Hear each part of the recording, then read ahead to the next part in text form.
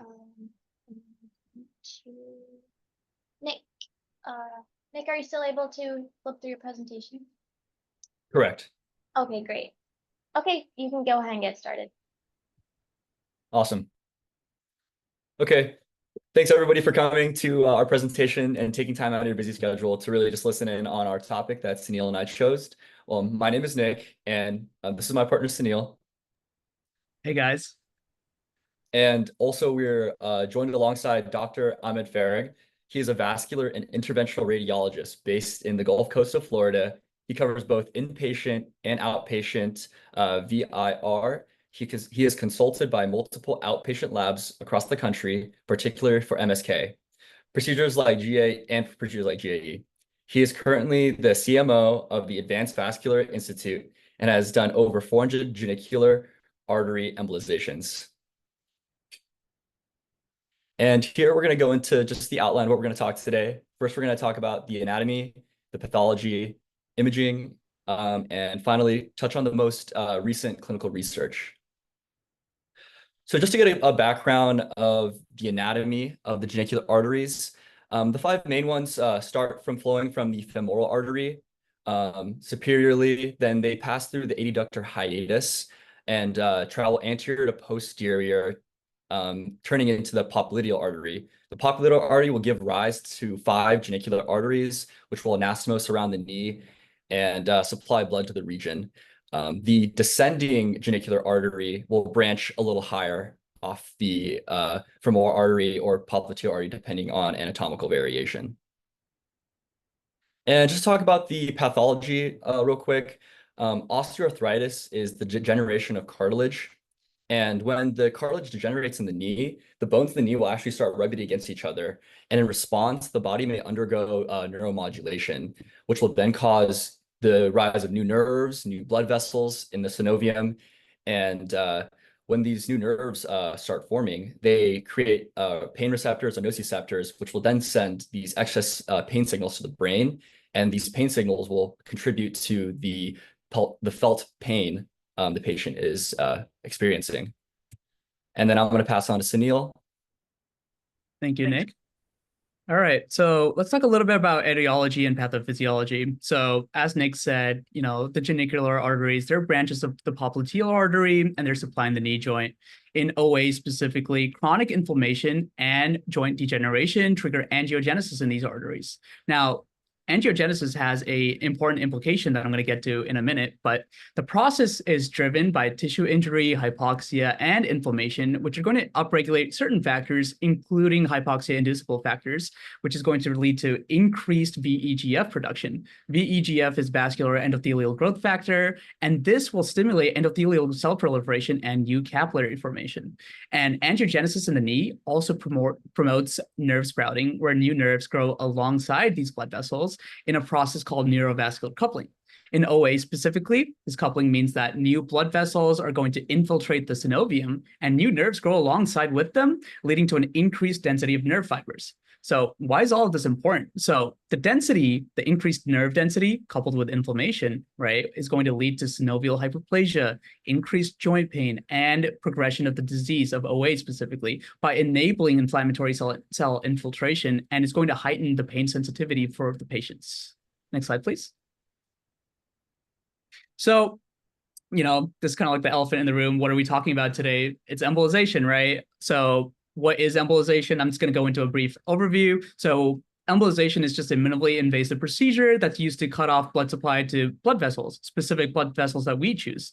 And why would we want to do that, right? So cutting off blood flow may help to reduce pain. We can even use it to starve tumors, maybe prevent bleeding, or it can even be used during surgery to prevent internal bleeding.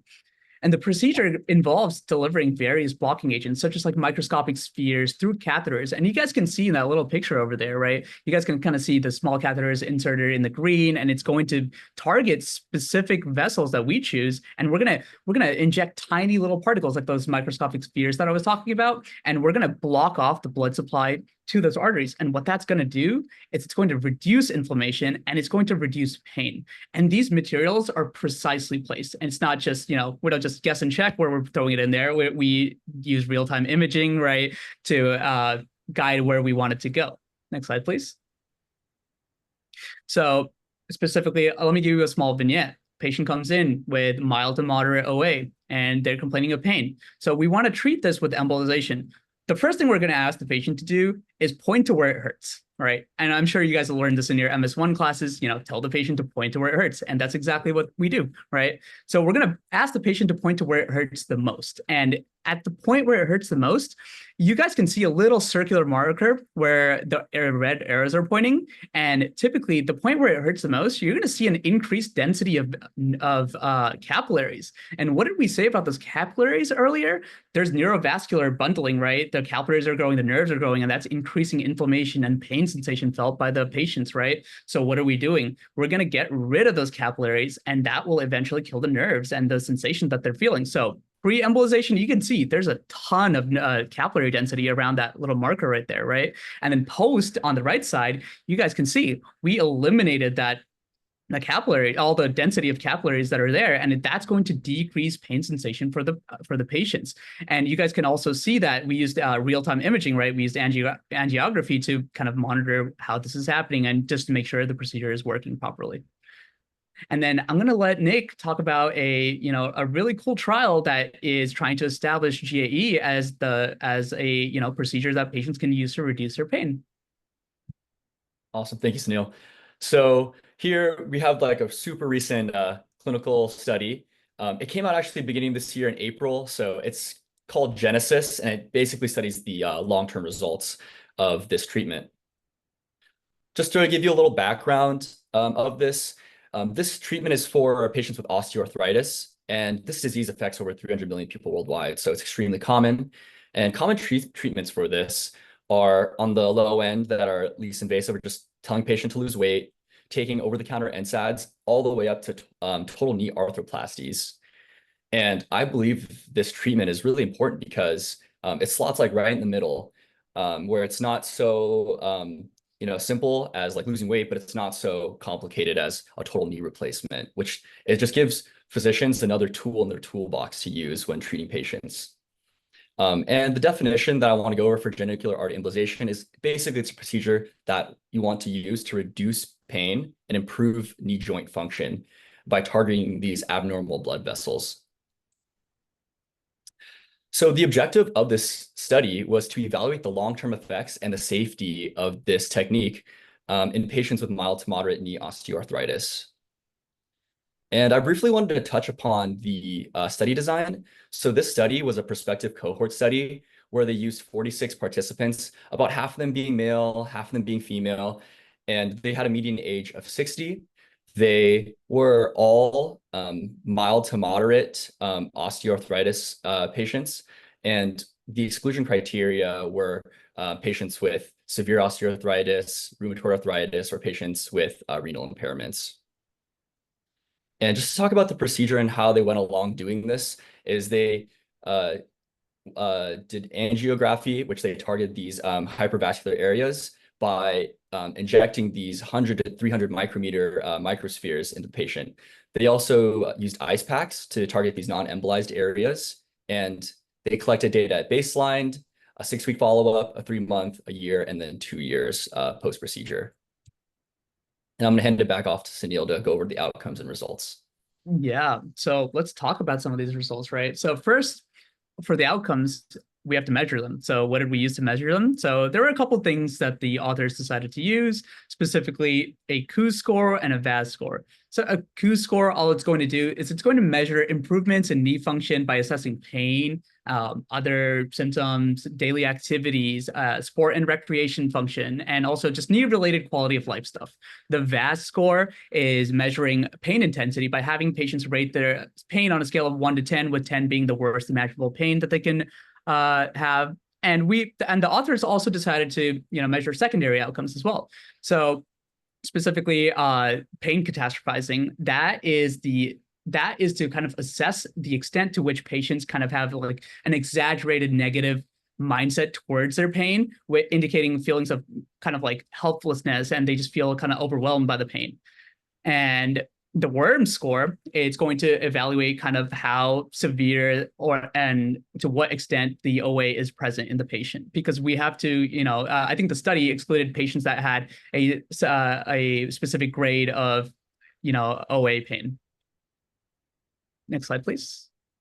And here we can dive into some results. So like the VAS score that we were talking about, right? If you guys can see this, you guys can see the graph, right? We see an immediate decline just even within 6 weeks, but within 2 years, we can see that it remains. We drop from a baseline of about 58.63 to about 37.7 in just 2 years, which is amazing because we're helping these patients, get back to their quality of life and, they can continue carrying on their activities of daily living, right? So we also measured function using the Coos score, right? And we see that with the subtotal pain, right?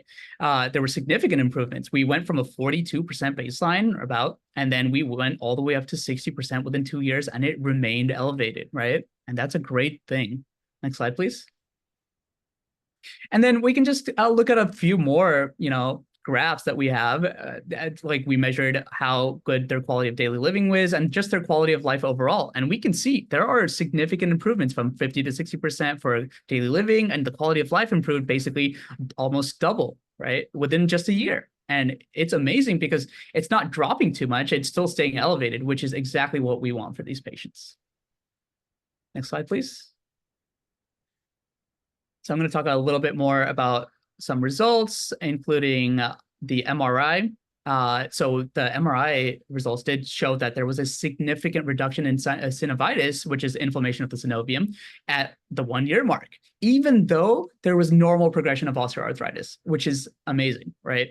And with the worm score, they noted that there was no cases of osteonecrosis, ligamentous conditions, or worsening meniscal conditions. What that means is that GAE basically did not lead to significant adverse outcomes on key knee joint structures. And also something that of note was that there was a high interclass correlation coefficient, which is all that is saying is that there is it's an excellent score for saying that basically the scoring of the MRI images was highly consistent among evaluators, which is exactly what you want in a research study. Next slide, please. So we were talking earlier, that patients who were measured on how much they catastrophize pain, which is just for example, I could give someone a pain stimulus and someone could feel it on a higher intensity relative to someone else. That is what pain catastrophizing is. Someone feels it to a greater extent, even though the stimulus is exactly the same. So patients with higher levels of pain catastrophizing tended to experience greater reductions in pain after undergoing GAE, which is great, right? And the fMRI results showed that there was a positive correlation between higher connectivity in brain regions responsible for pain modulations and patients' catastrophizing scores. What does that mean? Well, all it kind of means is that with the greater connectivity in the pain-related brain regions, combined with higher catastrophizing scores of the patients, it's basically allowed patients to experience more pain relief following the procedure. Next slide, please. So let's go into a little bit about the safety of the treatment. Overall, the treatment is very safe, and there were minor things that the study noted, but it was overall the safety of the treatment was completely just invaluable, basically, because there was almost nothing of concern. In 10% of patients, there was a little bit of self-limiting skin discoloration. And also during the study, there was one instance of a DVT, which is completely unrelated to the GAE. There were no instances of non-target embolization developing into severe complications, because when we're embolizing, sometimes there are little spheres that might escape and hit other targets than what we're intending, but they didn't develop into any severe complications at all, which is really good for patients. Next slide, please. Yeah, so to kind of just sum up what we were talking about, right? All the results that we saw, it's basically saying that, GAE is a really promising treatment for patients with mild to moderate knee arthritis, osteoarthritis, right? But only to treat their symptoms, just to make sure. Right. The procedure has been found to improve knee joint function and reduce their pain, which is amazing for our patients because we want them to, enjoy their quality of life, and we want them to be able to do their activities of daily living. Right. So GAE is also especially beneficial for patients who have higher levels of pain catastrophizing, leading to greater reductions in pain and improved function for them. Right. So this would be an amazing procedure for, just everyone, but even especially for those patients who had a higher levels of pain catastrophizing, right? Just to sum it all up, right? GAE can effectively treat knee osteoarthritis symptoms by enhancing joint function, and it alleviates pain, particularly in patients with high pain catastrophizing scores. And then next slide, please. And then I'm going to let Nick talk about a little bit more future research we can do in the field, which is quite a lot, right, Nick? Yeah, thanks, Sunil. So just to really sum up this whole presentation, and just look at future research in this field. It's been a couple of years since Genesis 1 came out and started like getting stuff going. And now there's Genesis 2, which goes on, it is being worked on. It builds up upon this study because it's a multi-center prospective randomized control trial with higher sample size and more rigorous selection, which really, with that randomized control, like we can really test the efficacy of this procedure compared to like a placebo. Additionally, I would like to see a future study with participants from all age groups and ethnic backgrounds to better determine if these results are generalizable to like the whole population. I do know that osteoarthritis is mainly in an older population, but it'd be great if we can get data just on a younger population. Also, just future studies testing the efficacy of GAE with people who get it multiple times. And lastly, seeing the effects of GAE maybe 3-4 years like post-op, because the study only did a 2-year follow-up.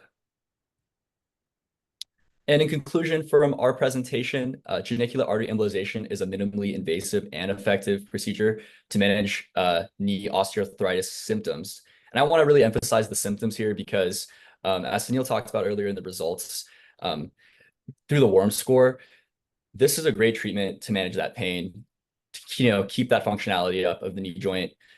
It didn't solve osteoarthritis in the knee, but it also did not like progress the disease worse, which is it's just great. Also, a summary point is that 2 years post-op, the results still say the same, great results. And to really emphasize, this procedure is great for reducing that knee pain and increase that knee function. And here are our references and citations. Any questions? Great job, Nick and Sunil. That was a great presentation. We have one question from Chris here at Kaiser. Hey guys, thanks for that presentation. That was a really good overview of GAE. I just had a question about the VOS and KOOS scores. Were they, obviously there was improvement in the overall average. Were those statistically significant? Because it looked like the standard deviations were pretty big. So I was just wondering if they were statistically significant.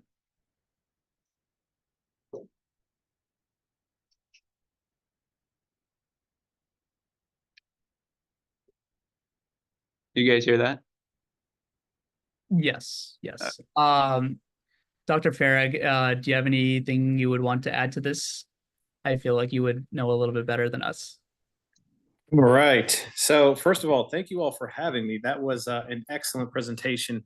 And I think you all covered what is frankly a hot topic nowadays in the IR world. Really great paper. And in my opinion, I think it really justifies a procedure that needs to be performed more often. GA is a game changer, and it's a life-changing procedure. It's, as you mentioned, currently indicated for OA and hemarthrosis, usually pretty fast, easy to perform, and has amazing results with minimal risk. So I can't emphasize enough just how wonderful a procedure like this is.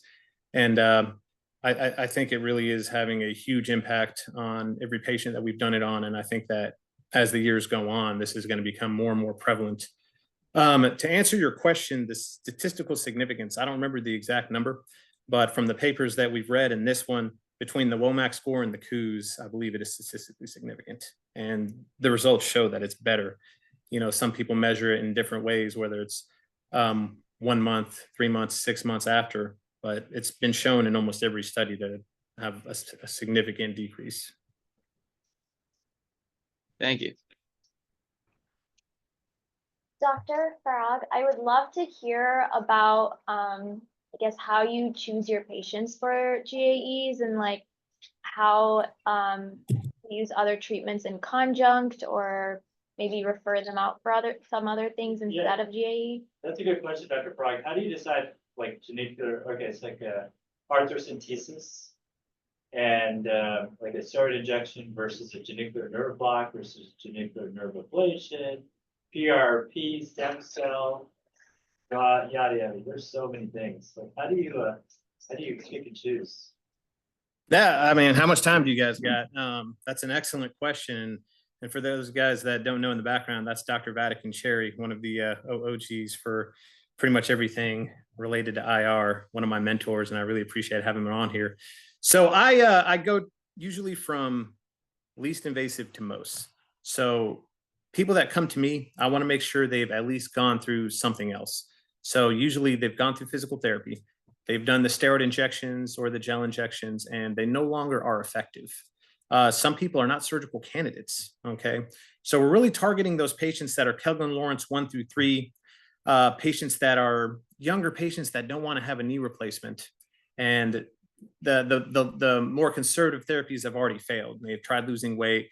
They've already gone to the rheumatologist or their primary care physicians, and they're at a decision now where they need to decide between surgery or something else. And a lot of people don't know about the genicular artery embolization. So this is kind of giving us another tool in the arsenal to really impact pain and a lot of times delay surgery.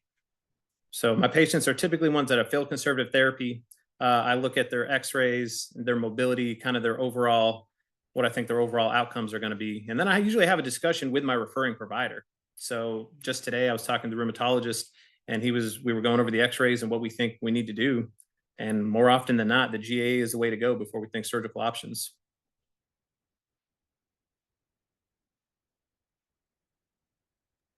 And how do you decide between like a nerve block or ablation, GAE? So I personally do not believe the nerve ablations are very effective. I think in some instances they've had some relief, but I have a lot of colleagues who stopped doing them just because they didn't provide the efficacy of a genicular artery embolization.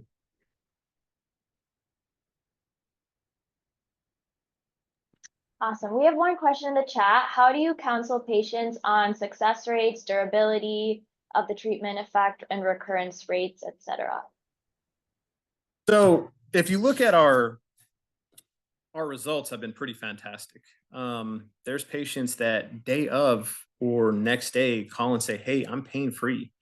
There's patients that say, hey, it took a few weeks, but I feel great now. So over 90% of our patients are going from 8 to 10 out of 10 pain and then coming down to 1 to 2, which is incredible. So I base the success on what I see within the first 3 to 4 weeks. There's a few patients that have initially more knee pain and then it gets significantly better. Then there's that 10% that go from, let's say, a 10 out of 10 to a 6 out of 10. Still improvement, still enough to get by, but it's not that, 1 or 2 that we're shooting for, but over a 90% efficacy. That's what I base it on. Okay, great. We have one more question from Kaiser. How's it going, Dr. Farag? Hey. I missed this in the presentation, but for those who go from a 10 out of 10 to a 1 out of 10 that you said, what's the recurrence rate for that? So we're seeing now, and this is new enough to where we're going to need a little bit more data over the course of several years. We're seeing just about the 2-year mark where things are still doing great. Sometimes their pain is coming back a little bit, but still within the margin of they don't need to go for surgery and they might not need to go for a repeat genicular.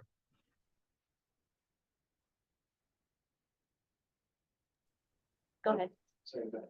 You can go. Yeah, no, you've done an amazing job in kind of building a practice from scratch. Can you go over kind of your route to, building your current practice and how all these students and trainees can kind of accomplish that coming out? What do they need to do during training and beyond to succeed doing kind of clinical VIR, building kind of service lines, Grant Hustle? What's the special sauce that they need? So the simple answer is if you follow the Dr. V method, and that's get out there and don't be afraid to try things. I spent a lot of time early on my career making sure the things that I thought, I didn't necessarily get as much exposure to, that I worked really hard to improve, doing legs, geniculars, the MSK procedures, pretty much anything that I didn't feel like I got enough of. I worked really hard focusing on that. And there's a lot of opportunities out there. You just don't be afraid to get in there and try those procedures. There's a lot of people that don't like doing legs because they haven't done a lot of them. Get out there, either work with someone who's done it before, do a lot of research, and get in and try it out. I think having a conversation with your referring providers, just getting on the phone and saying, hey, this is what's going on. This is what I do. Do you want me to come to tumor board? Do you have patients you want to go over? Do you have any imaging you want me to look through? Just being available, and really just, if someone calls you and they need you to do something, just respond and do whatever you can to help them out. I try to see patients as soon as possible. Referring providers love that. And when I'm done with a case, I usually call the referring providers and tell them what I did. Word travels fast if you do good work, and just making sure that you know what's going on, you're technically sound, and keeping in contact with everyone that you work with, I think has a profound impact.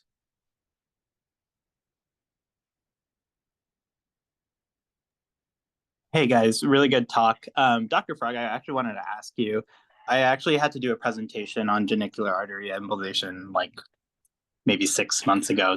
I've kind of forgotten some of the data, but I think I ran across some information online saying that genicular artery embolization is, very broadly speaking, better for moderate osteoarthritis versus severe osteoarthritis, and usually surgery is the preferred, I guess, modality for severe osteoarthritis.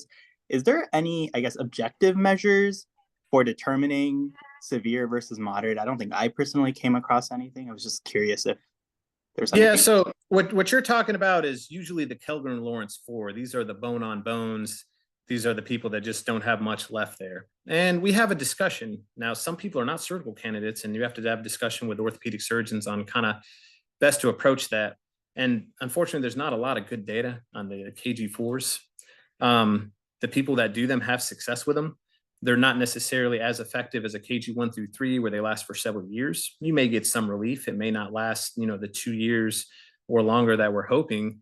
But it's certainly a discussion to have with the surgeons. And a lot of times, if it delays surgery, great. But when you get to the KG4 level, you just have a discussion there. Surgery at the moment is still the indication. Luke, you can go ahead. Hi, thank you guys again. And Dr. Farag, I guess I'd be a little curious about some of your experiences with repeating the GAEs, and in particular, kind of just how the microspheres are holding up if you're redeploying with the same vasculature, or if it's new angiogenesis that you're treating, if you're doing it at all. Right. So for repeat GAEs, and this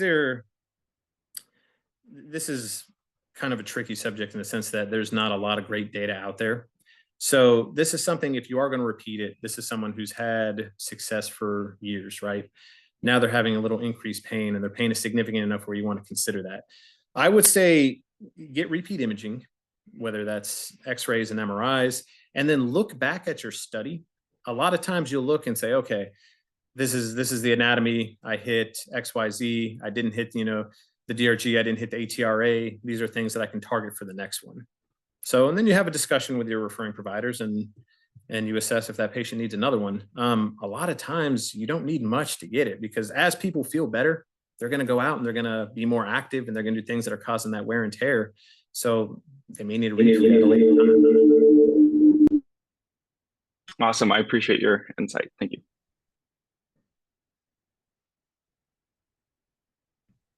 Hi, Dr. Farag. I was just wondering, where are these referring providers coming from? So they're coming from all over, PCPs, orthopedic surgeons.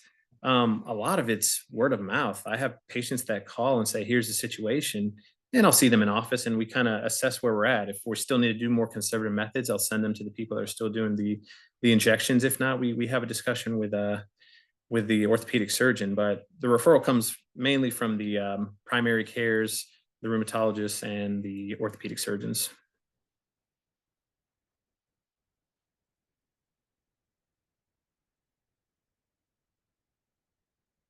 I have a question. Given that a lot of the referrals come from primary care, how do you spread the word about GAE such that primary care doctors are more aware of that procedure as an available option for patients?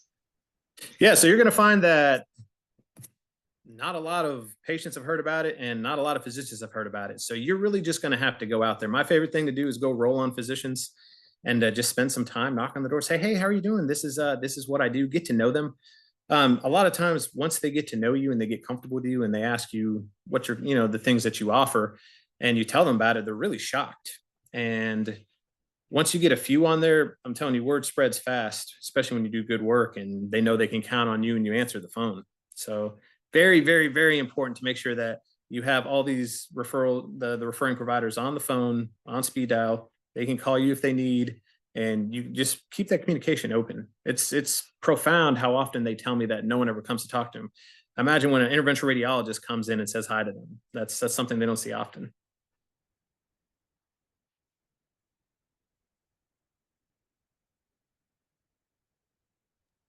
There's a question in the chat. What are some of the big red flag complications to look out for in patients who have recently undergone GAE? So the beautiful thing about GAE, like we've alluded to earlier, the complication rates are low. You're looking for things like a hematoma. You're looking for discoloration. Non-target embolization is incredibly rare. It's not zero. I've seen it happen with cases I've gotten consulted on, but it's very rare. But those are the kind of the small risks on there. You have to worry about your patient population. If they have really bad peripheral arterial disease and things like that, you have other things you need to fix before you get to a genicular. You obviously don't want to cause a dissection or anything like that. But overall, the risks are very small. I would say hematoma if you're going from a groin site, and discoloration if you got a little too aggressive and you got a skin branch.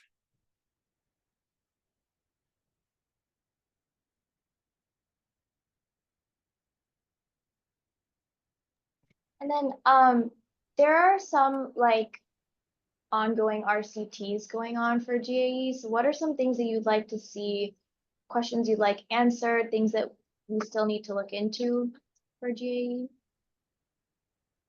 Great question. So we just need more data. We need to get those studies that have hundreds and thousands of cases.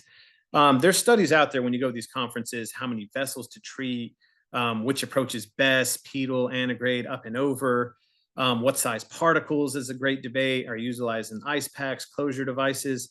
I think we just need a larger subset. But if you look at everything so far, you're going to see that the data has just been spectacular. And the results are, if this was a grade, you'd be honoring the class. So.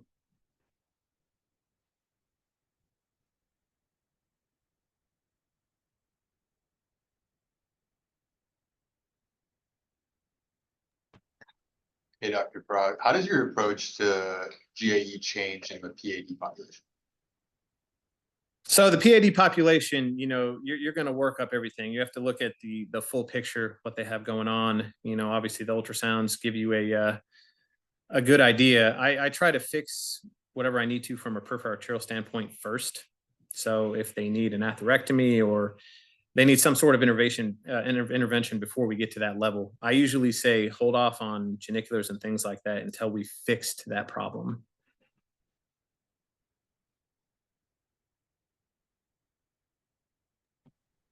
Cool. We have another question in the chat. Do you think it's possible to consider doing GAE before doing steroid injections and having patients come to you earlier rather than later? I think I've seen some studies from other specialties not recommending steroid injections due to increase in damage. I don't know if there's a lot of data on doing GAE before steroid injections or comparing those two. It's a great question. Do I think GAE would be effective before that? Absolutely. Do I see a lot of patients have a great outcome from that? If a patient's having a great result from injections and you can hold off a procedure for several years, that's typically the way I like to go. I do think they would have a great, outcome from GAE, but the steroid injections are technically less invasive. If you're doing it correctly, and the providers I know that are doing it under ultrasound and targeted, they're having very low risks also for that.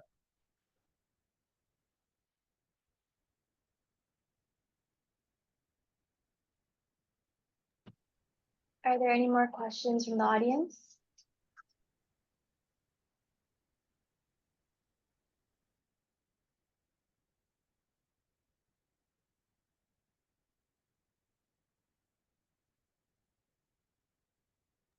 And for those of you who don't know, the Journal Club is under WCVIS now, so that's a great opportunity for med students to get involved too. Ashley just sent the flyer in the Zoom chat right now, so I would definitely recommend you guys take a look at that and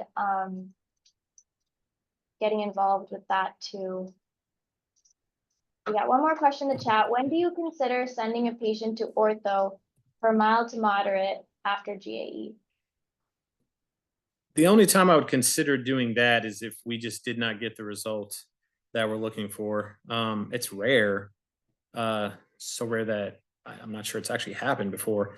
But if you have a patient who has undergone a GAE, they're still in severe pain, and you're kind of at the level where they're suffering, that's when we consider going orthopedic surgery and getting their evaluation.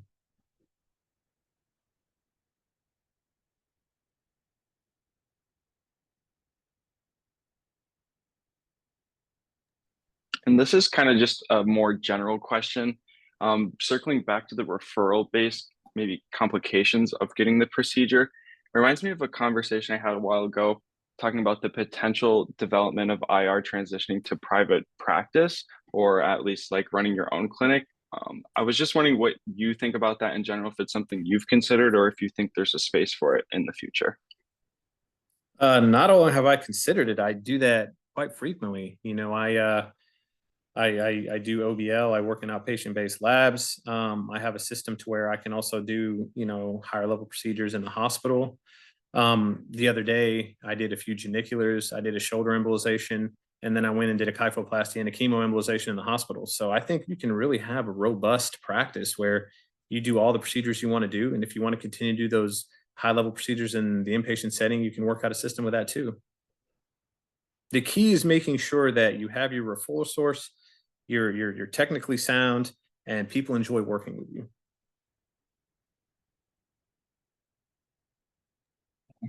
I have a question too, actually. Great presentation, by the way, very informative. So my understanding based on what you just said is that you can use this embolization for other types of arthritis throughout the entire body as well. Absolutely. Awesome, thank you.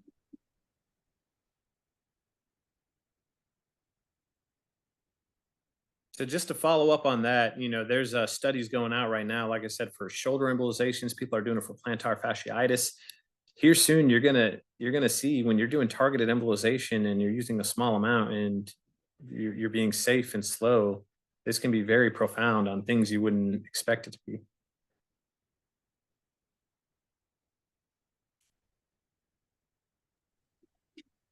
That's actually really cool. Thank you. Absolutely.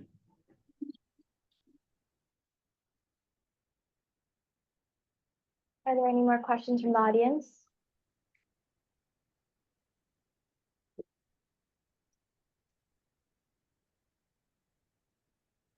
Awesome. Hi, Dr. Farag. I just wanted to ask, is the GAE currently recommended to be utilized in conjunction with other therapies?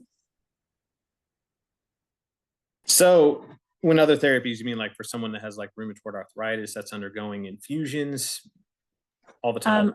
If you do any other modalities, recommend additional methods of treatments in addition to the GAE. So usually what you're doing is you're doing the GAE, you're getting improved mobility, so you're continuing physical therapy. And if you're doing it correctly, obviously you're saying, reduce inflammation, anti-inflammatory diet, things like that. But you go through your stepwise fashion and you go through that. Usually when you're at that point, you've already done most of the conservative therapies.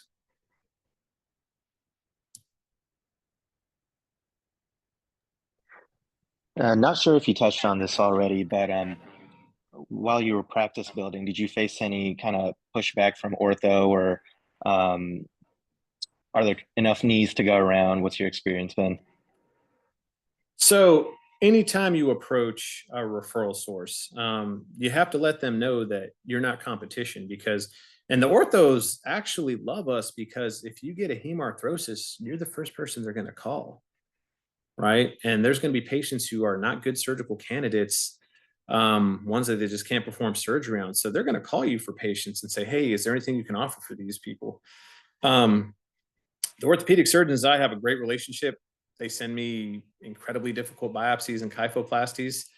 And, if I get consulted on cases that I think need to go to surgery. So the key is just develop an amiable relationship with them, let them know you're not their competition, and just be available for everything. There are plenty of knees out there. And also there's patients who have undergone knee replacement who now have pain and they no longer have any other options. And I've gotten plenty of post knee replacement patients that I've done a GAE on. They've had great results. So you help out the other fields in that case too. Yeah, that's great to hear. Would you say that like you have a good mix of both surgical and non-surgical candidates that you're doing GAE on? Yeah, I would say the majority of them are people who have not had a knee replacement. Post knee replacement is a significantly harder procedure to do, naturally because arthroplasty causes a artifact, and it's hard sometimes to see the proximal takeoff of those vessels, but it's doable. You just have to get creative with the angles and go really slow. Awesome, thank you. Absolutely. Are there any other specialties that are performing the GAEs, maybe like pain management or a minimalist orthopedist? Not that I know of. I'm sure there's going to be, anyone who does vascular procedures, I'm sure will do these at some point. I haven't heard of any pain management. It's usually just, the vascular specialties, the vascular surgeons, interventional cardiologists, but for the most part, the IRs are doing them.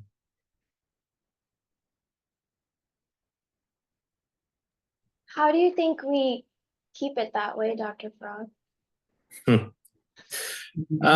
You can only control so much. Just do what Dr. V does. Just be available, do a damn good job at what you do. You got to learn how to play in the sandbox, and if someone wants to do something, that's fine. I wouldn't recommend to people just jumping into this, without doing it. Like I said, I've done a lot of these, and it takes some fine tuning and refinement before you get really good at it and really master it.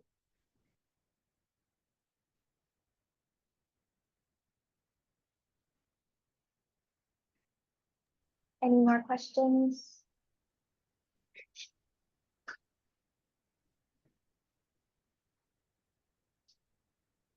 Okay, if not, then thank you. Yeah, great presentation, Sunil and Nick, and thank you so much, Dr. Farag, for all your pearls and advice. I think this was very educational for all of us, so very grateful to you guys. And thank you guys all for tuning in. And again, if there's anyone new here, this is your first journal club, then highly recommend you follow us on Twitter and Instagram at TNVIRJC. I'll put that in the chat again. And also get involved with WCVIS with the flyer Ashley sent. It's a great opportunity for trainees to attend more sessions like this and even organize some. So yeah, very exciting time to be in this VIR, clinical VIR field. All right. So much. There was a question, someone wanted to talk further about building a clinic. My email is in the chat box. I'm happy to take any questions and happy to talk to anybody after. Thank you guys for having me. Thanks, man. Take care, Dr. B. Just wanted to add, Dr. Farag, thank you so much for helping us out. You were amazing. I think you answered all the questions. No, thank you guys. It was an excellent presentation. I really enjoyed it. Thank you so much, Dr. Farag. All right. Take care, my friend. All right. Have a good night, everyone. Night.